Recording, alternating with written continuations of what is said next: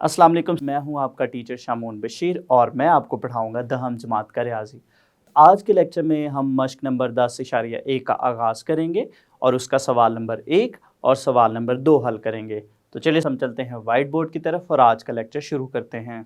सवाल नंबर 1 है, साबित करें कि एक दिए हुए दायरे के कतर के सिरों पर बनाए गए मुमास आपस में मुतवाजी होंगे। तो चलिए सबसे पहले हम दी गई मालूमात के मुताबिक एक शक्ल बनाते हैं और उस शक्ल के साथ फिर हम इस सवाल को दोबारा से देखते हैं। तो ये हमने एक शक्ल बनाई है। यहाँ पे अगर हम देखें हमारे पास एक दायरा है जिसका मरकज ओ है और मजीद अगर हम देखें तो मरकज में से गुजरने वाला ये हमारे पास एक कतर है। अगर हम दायरे के इस कतर को देखें तो यहाँ पे हमारे पास ये एक है नुक्ता ए और यहाँ पे हमारे पास है दायरे पे जहाँ पे कतर इसको मस कर रहा है ये है नुक्ता बी और यहाँ पे हमारे पास दो मुमास हैं।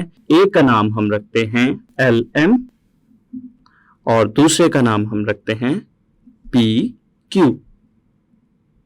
तो अब अगर हम सवाल नंबर 1 को दोबारा से देखें तो सवाल नंबर 1 में हमें दिया गया है, साबित करें कि एक दिए हुए दायरे के कतर के, तो ये हमारे पास जो ए बी इसका कतर है, के सिरों पर अगर हम इसके सिरों को देखें तो ये हमारे पास इसके इस कतर के सिरे हैं ए और बी, यानी नुक्ता ए और नुक्ता बी इस कतर के सिरे हैं।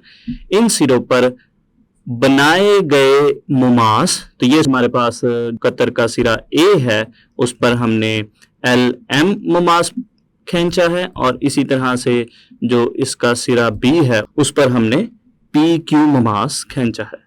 तो हमने ये साबित करना है कि ये दोनों मुमास मुतवाजी हैं, या हम इसको अगर इंग्लिश में देखें तो इसको पैरेलल भी बोलते हैं कि ये दोनों मुमास आपस में मुतवाजी हैं यानी पैरेलल है। तो इस चीज को हमने साबित करना है। तो चलिए फिर देखते हैं सबसे पहले कि इस सवाल में क्या चीज हमें मालूम है। तो मालूम लिखते हैं। तो यहां पे अगर हम देखें हमारे पास एक दायरा है जिसका मरकज ओ है, एक दायरा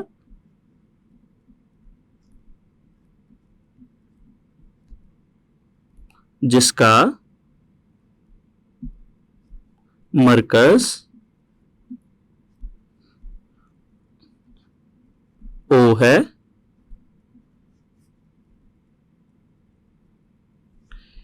ए बी अगर हम देखें तो ए बी एक कतर है, ए बी एक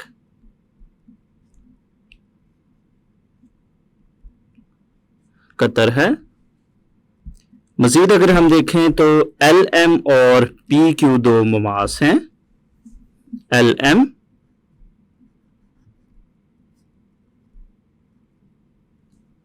और पी क्यू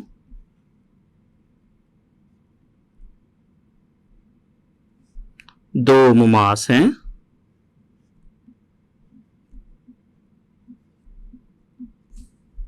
जो के नुकात ए और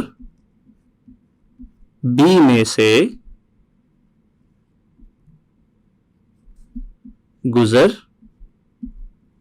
रहे हैं। तो ये चीजें हमें मालूम है।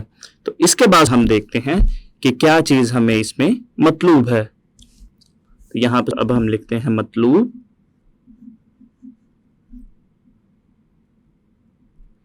तो इसमें हमने साबित करना है कि हमारे पास जो दोनों मुमास हैं एल एम और पी क्यू दोनों ही आपस में मुतवाजी हैं। तो अब हम लिखते हैं यहां पे मतलूब। तो इसमें हमने साबित करना है मुमास एल एम मुतवाजी है। तो ये निशान जो है वो मुतवाजी या पैरेलल के लिए इस्तेमाल करते हैं। तो एल एम मुतवाजी है मुमास पी क्यू के। तो ये हमने इसका मतलूब लिखा। तो अब हम बयानात और दलाइल की मदद से इस मतलूब को साबित करेंगे। तो चलिए हम इसका सबूत शुरू करते हैं।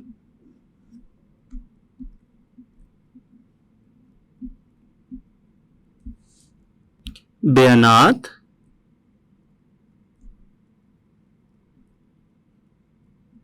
और यहां पे हम देंगे इसके दलाइल।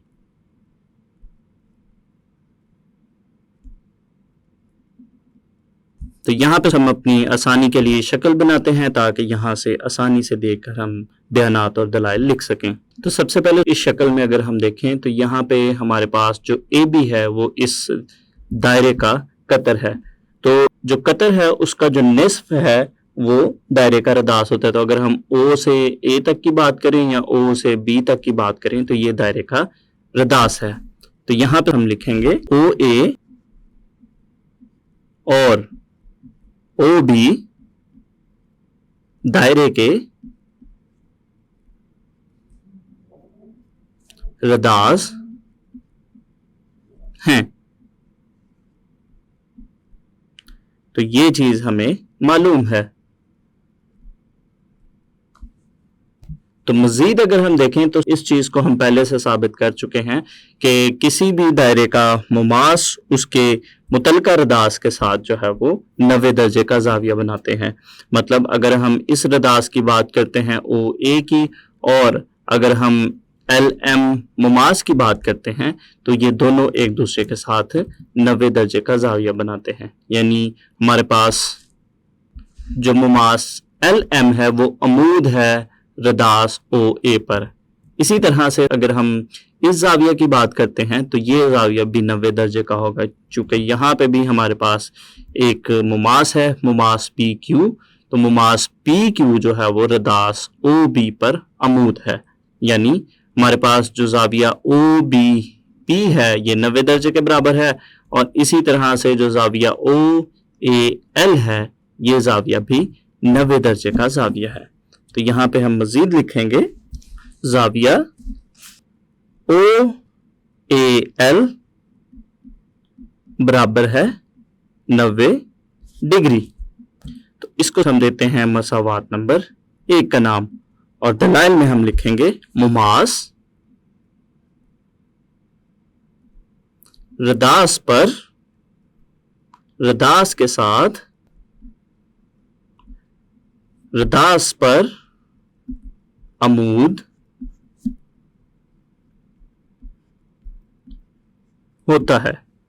तो मजीद अगर हम देखें इसी तरह से हमारे पास जो दूसरा मुमास है पी क्यू तो वो रदास ओ बी के साथ 90 दर्जे का जाविया बनाता है। यानी हमारे पास जो जाविया ओ बी पी है ये भी या ओ बी क्यू की अगर हम बात करते हैं तो ये जाविया भी हमारे पास 90 दर्जे का जाविया होगा। अब यहां पे हम लिखते हैं इसी तरह जाविया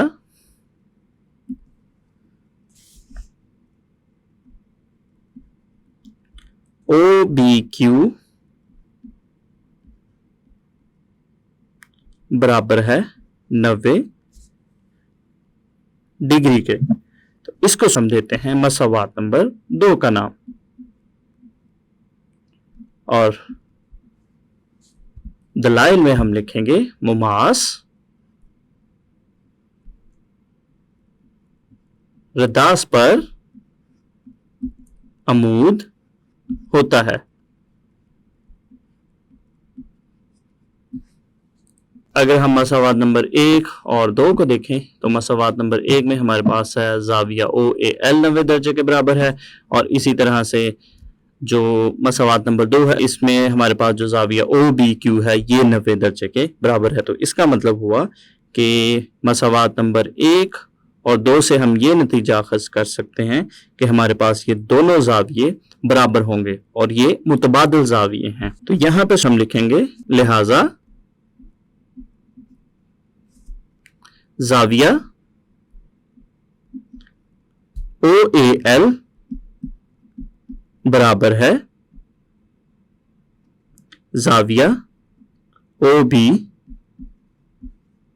क्यू के और दलाइल में हम लिखेंगे मसावात नंबर 1 और 2 की रूह से 1 और 2 की रूह से। शक्ल से मैं आपको फिर से बताता चलूं, जैसा कि यहाँ पे हमने साबित किया है कि हमारे पास जो जाविया ओ ए एल है और इसी तरह से जो जाविया ओ बी क्यू है ये दोनों ही 90 दर्जे के जाविये हैं। तो 90 दर्जे के जाविया होने का मतलब ये है कि हमारे पास यहाँ पे और इस जगह पे जो बनने वाले जाविये हैं जो कि मुतबादिल जाविये हैं, चूंकि ये ए और बी के मुखालिफ कोनों पर बन रहे हैं इसलिए ये जाविये आपस में मुतमासिल हैं। तो इससे हमें पता चलता है कि अगर यहाँ पे हमारे पास जाविया ओ ए एल और ओ बी क्यू 90 दर्जे के हैं, अगर ये दोनों आपस में बराबर हैं तो फिर इससे हमें ये साबित होता है कि हमारे पास जो मुमास एल एम है और मुमास पी क्यू है उनमें 0 दर्जे का जाविया बनेगा, यानी ये दोनों ही आपस में मुतवाजी होंगे। तो फिर आखिर हम लिखेंगे या मुमास एल एम मुतवाजी है मुमास पी क्यू के। तो जो यही हमारा मतलूब है। तो यहाँ पे दलाइल में हम लिखते हैं मुतबादिल जाविये मुतमासिल होते हैं।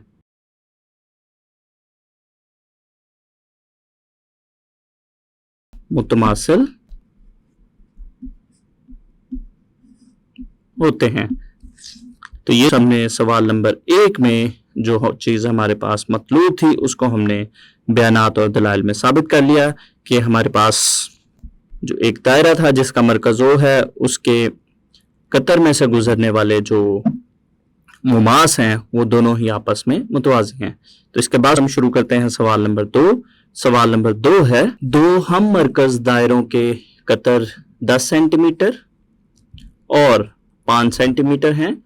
बैरूनी दायरे के इस वितर की लंबाई मालूम करें जो अंदरूनी दायरे को मस करता है।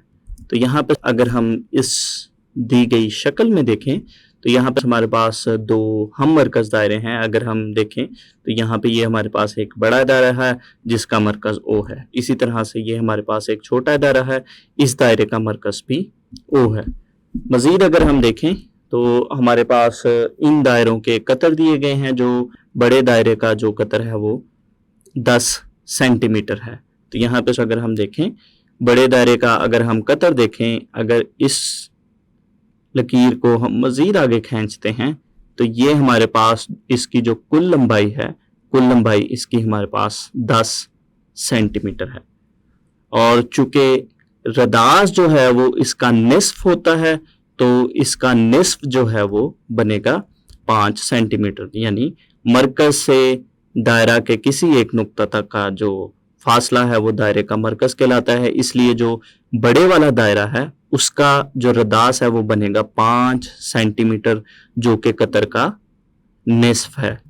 इसी तरह से अगर हम छोटे वाले दायरे की बात करें तो उसका कतर हमें दिया गया है 5 सेंटीमीटर, और इस 5 सेंटीमीटर का अगर हम निस्फ करते हैं तो वो हमारे पास जो छोटा दायरा है उसका रदास बनेगा जो कि ओ से सी तक का फासला बनता है, और ये बनेगा हमारे पास 2.5 सेंटीमीटर। मजीद अगर हम सवाल को देखें, बैरूनी दायरे के इस वितर की लंबाई मालूम करें जो अंदरूनी दायरे को मस करता है। तो यहाँ पे अगर हम देखें ये हमारे पास है अंदरूनी दायरा। तो अंदरूनी दायरे को मस करते हुए हमने जो बड़ा दायरा है उसके वितर की लंबाई मालूम करनी है। तो अगर हम इस लकीर की बात करें, हमारे पास ये जो ए बी है तो ये हमारे पास एक वितर बनता है बड़े वाले दायरे का। और मजीद अगर हम देखें तो ये छोटे दायरा को नुक्ता सी पर मस भी कर रहा है। तो हमने ए से बी तक का फासला मालूम करना है, यानी ए बी वितर की लंबाई मालूम करनी है। तो यहाँ पर अगर हम देखें सी से बी तक का जो फासला है इसको हमने एक्स के बराबर फर्ज किया है, और इसी तरह से सी से ए तक का जो फासला है उसको भी हमने एक्स के बराबर फर्ज किया है। तो यहाँ पर अगर हम किसी एक एक्स की कीमत मालूम कर लेते हैं तो उसको हम दुगना कर लेंगे तो वो हमारे पास वितर ए बी की लंबाई आ जाएगी। तो अगर हम यहाँ पे हम देखें जो हमारे पास छोटा वाला दायरा है, सी में से जो ये लकीर गुजर रही है जो कि बड़े दायरे का वितर है, ये छोटे वाले दायरे पर मुमास है। और अगर हम इसके रदास और इस मुमास की अगर हम बात करें तो ये दोनों आपस में 90 दर्जे का जाविया बनाते हैं, यानी सी नुक्ता पर हमारे पास एक 90 दर्जे का जाविया है। चूंकि यहाँ 90 दर्जे का जाविया है, इसलिए हमारे पास यहाँ पे अगर हम देखें तो ओ सी बी जो है ये हमारे पास एक कायमा जाविया मुसल्लस बनती है।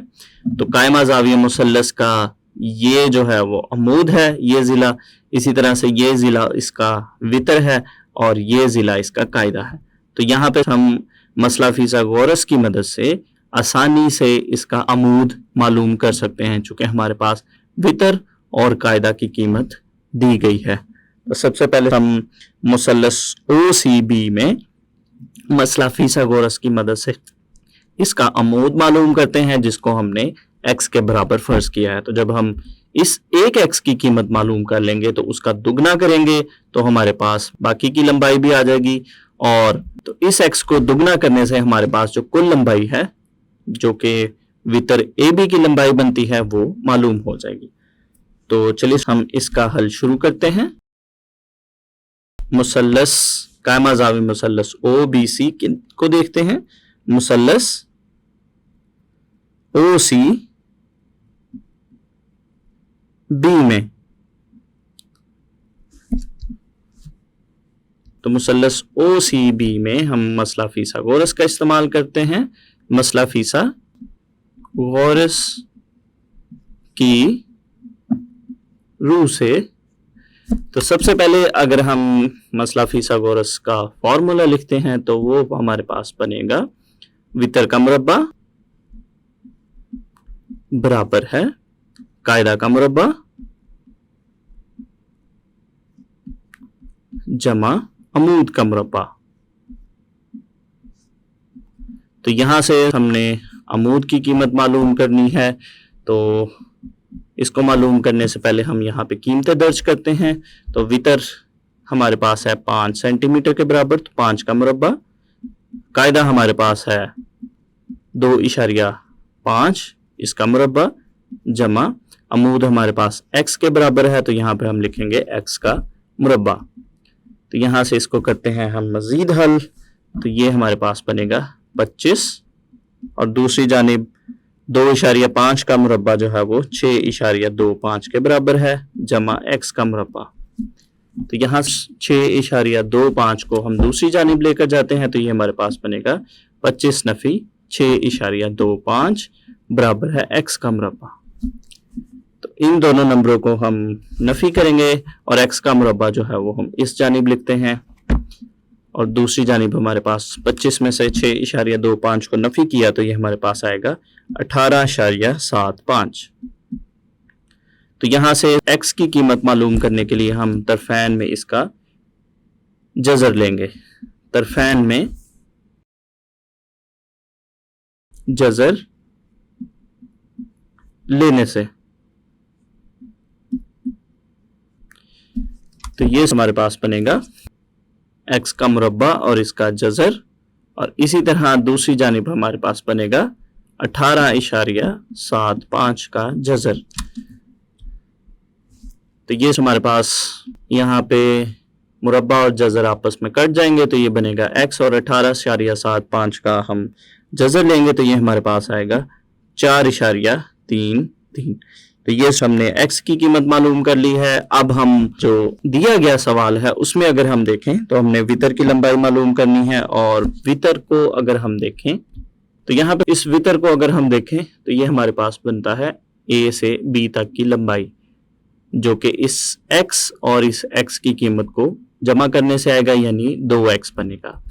तो यहाँ पे अब हम लिखेंगे वितर AB यानी किता खत AB बराबर है 2 ज़रब x के, यानी x का दुगना। तो यहाँ पे हम x की कीमत लिखते हैं, तो ये हमारे पास बनेगा वितर AB 2 ज़रब 4.33। तो चलिए हम इनको आपस में इन दोनों नंबरों को ज़रब दें, तो ये हमारे पास बनेगा 8.66, जो कि तकरीबन 8.7 के बराबर भी बनेगा। तो ये स्टूडेंट्स हमारे पास जो वितर है, वितर AB उसकी लंबाई आ गई 8.7 सेंटीमीटर। तो ये हमने सवाल नंबर 2 को भी मुकम्मल तौर पर हल कर लिया। तो स्टूडेंट्स, आज के लेक्चर में हमने मश्क नंबर 10.1 का सवाल नंबर 1 और सवाल नंबर 2 हल किया। तो उम्मीद करता हूँ आपको इन सवालात की अच्छे से समझ आई होगी। अगले लेक्चर तक के लिए दीजिए इजाज़त। अल्लाह हाफिज़।